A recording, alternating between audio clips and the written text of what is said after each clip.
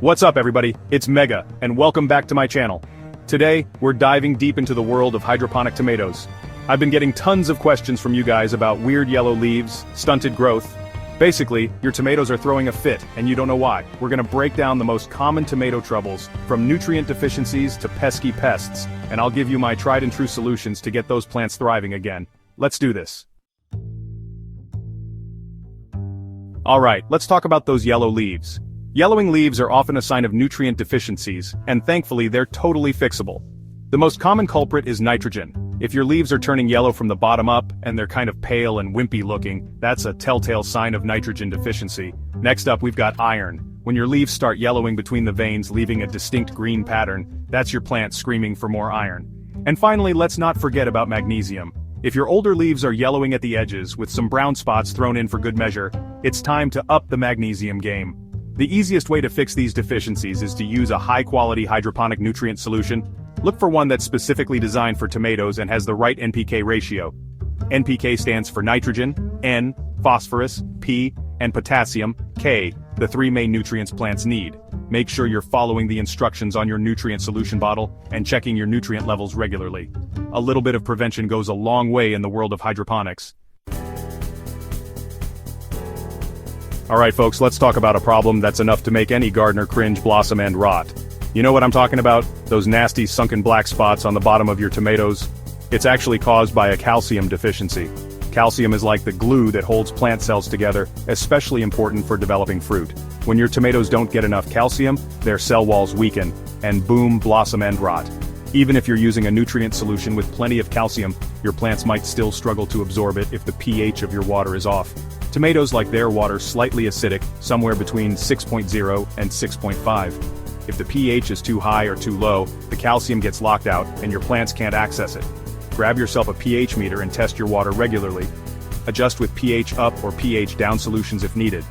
Adding a calcium supplement like calcium nitrate to your nutrient solution can give your plants an extra boost of this essential mineral. We've talked about yellow leaves and rotten bottoms, but now it's time to dive into the hidden depths of your hydroponic system, literally.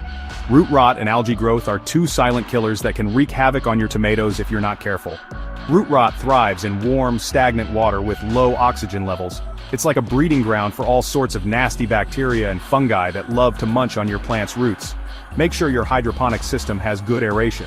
You can achieve this with air stones, air pumps, or even just by choosing a system with a design that promotes good water circulation. Keep your water temperature in check. Tomatoes prefer cooler water temperatures, ideally around 65 to 75 degrees Fahrenheit. Now let's talk about algae. Those slimy green invaders that love to crash the hydroponic party. Algae might seem harmless, but they compete with your plants for nutrients and can even block light, hindering growth. Make sure your hydroponic system is opaque, so light can't penetrate and fuel algae growth. Avoid over-fertilizing your plants, as excess nutrients in the water can lead to an algae explosion. Alright, picture this. You've got your hydroponic system all set up, your nutrient solution is perfectly balanced, and you're feeling like a bona fide plant parent. But then, disaster strikes. Your tomato plants are stuck in slow motion, barely growing an inch, and those beautiful yellow flowers you've been dreaming of are nowhere to be found. Stunted growth and slow flowering can be frustrating, but they're often easily fixable once you identify the root cause. Pun intended. First up, let's talk about lighting. Tomatoes are sun worshippers and they need at least 6 to 8 hours of direct sunlight per day to thrive. If you're growing indoors, you'll need to supplement with grow lights. Look for full-spectrum LED grow lights that mimic the intensity and color spectrum of natural sunlight. Temperature plays a crucial role in tomato growth and flowering. The ideal temperature range for tomatoes is between 70 to 85 degrees Fahrenheit during the day and 60 to 65 degrees Fahrenheit at night. Another common culprit for stunted growth is overcrowding. Tomatoes need their space to spread out and soak up all those nutrients. Provide them with stakes, cages, or trellises to support their weight and prevent them from toppling over. Alright, fellow hydroponic heroes, we've conquered nutrient deficiencies, banished blossom end rot, and vanquished root rot, but our battle for hydroponic supremacy isn't over yet. Even in the controlled environment of a hydroponic system, pests and diseases can still rear their ugly heads. Let's start with the usual suspects, aphids, those tiny green or black insects that love to suck the sap out of your plants. Next up, we've got whiteflies, those pesky little critters that look like tiny white moths. They might seem harmless, but they can transmit diseases and cause serious damage to your tomato crop. And of course, we can't forget about spider mites, those microscopic arachnids that spin webs and suck the life out of your plants. Prevention is key. Regularly inspect your plants for any signs of pests, like webbing, sticky residue, or discolored leaves. If you do spot an infestation, don't panic. There are plenty of safe and effective ways to deal with pests without resorting to harsh chemicals. One of my favorite methods is using insecticidal soap. Another great option is neem oil, a natural pesticide extracted from the seeds of the neem tree. Alright hydroponic enthusiasts, it's time to talk shop about the holy trinity of hydroponic success: pH, EC, and nutrient solutions. These three elements work together in perfect harmony to create the ideal growing environment for your tomatoes. Let's start with pH, the measure of acidity or alkalinity in your water. Tomatoes prefer a slightly acidic environment between 6.0 and 6.5. Why is pH so important? Well, it all comes down to nutrient availability. Just like calcium, other essential nutrients can become locked out if the pH is too high or too low.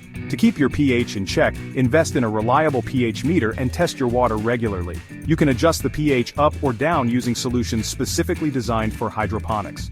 Next up, we've got EC, or electrical conductivity. EC is a measure of the concentration of dissolved salts in your nutrient solution, which directly relates to the amount of nutrients available to your plants. The right EC ensures that your plants are getting the perfect amount of nutrients. You can measure EC using an EC meter, which works similarly to a pH meter.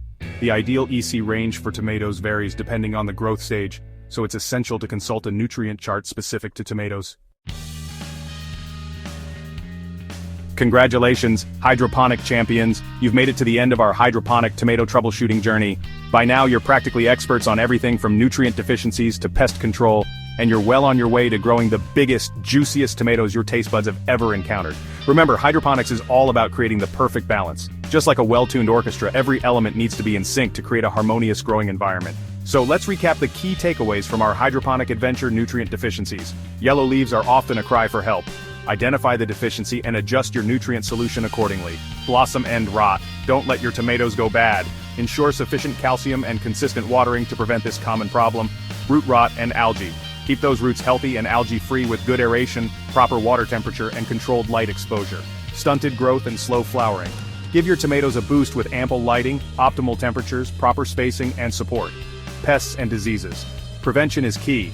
Regularly inspect your plants and utilize natural pest control methods like insecticidal soap and neem oil. pH, EC, and nutrient solutions. Master the hydroponic trifecta by maintaining the ideal pH and EC levels and using a high-quality nutrient solution specifically formulated for tomatoes. By following these tips and tricks, you'll be well on your way to becoming a hydroponic tomato growing legend. Happy growing, everyone! And there you have it. Your hydroponic tomatoes are going to be bursting with flavor and freshness.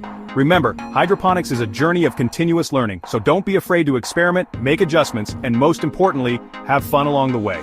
Now I want to hear from you. What hydroponic tomato troubles have you faced? Drop your questions in the comments below and let's get those problems solved. If you found this video helpful, give it a thumbs up, share it with your fellow hydroponic enthusiasts, and don't forget to subscribe for more awesome gardening tips and tricks.